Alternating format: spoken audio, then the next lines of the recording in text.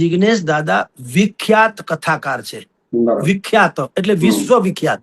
હા, બિલકુલ. મોરારી બાપુ જેવો પહેરવેશ છે, એના જેવી જ કથા કરે છે. અને ખાસ કરીને એના પદ એટલે કે ગીત એ અત્યંત લોકપ્રિય છે. તાળી પાડો તો મારા રામની રે, નહીં તો બીજી તાળી ન હોય જો, એવી જે એના અનેક પ્રકારના આવા ગીત છે. એ ગીત પણ અત્યંત લોકપ્રિય છે. એના રાગ ઢાળ અવાજ બહુ સુંદર છે. અને કથા વાચક તરીકે બીજા વિવાદ થોડા ઘણા ઇધર ઉધર જવા દો, આવા સ્લીપ ઓફ ટંક ને બાદ કરતા બીજા કોઈ એવી વિવાદ નથી. એટલે વાસ્તવત હતો જે તેને સનાતન ધર્મનો ધજા લઈને જે ચાલી રહેલા કેટલાક સંતો મહંતો અથવા તો કથા વાચકો છે, એમાંના જિગ્નેશ દાદા પણ વન ઓફ ધેમ. અને બિલકુલ વિખ્યાત છે. પાછા એમ નહીં કે અહીંયા છે. હા, જેની કથાઓ દેશ વિદેશમાં થયા કરે છે.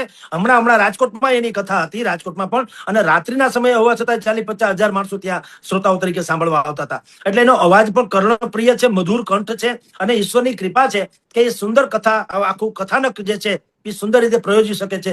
મૂલતઃ તેઓ શ્રીમદ ભાગવત સપ્તાહ એટલે કૃષ્ણ કથા કહેવા માટે થઈને પંકાયેલા છો તો પ્રખ્યાત છે. એમાં કોઈ કારણોસર આ રામની કોઈ લીલાનું વર્ણન આવ્યું હશે એટલે એ કેવા ગયા, એમાં આપણે કહીએ ને થોડુંક ચીલો ચાતરી ગયા તો કરવા ગયા કંસાર થઈ ગઈ થૂલી. બે જે શબ્દોને શબ્દાવલીનું ચયન કરવું જોઈએ શ્રેષ્ઠ, એ શબ્દનું ચલન કરવામાં થોડોક ફેર પડ્યો.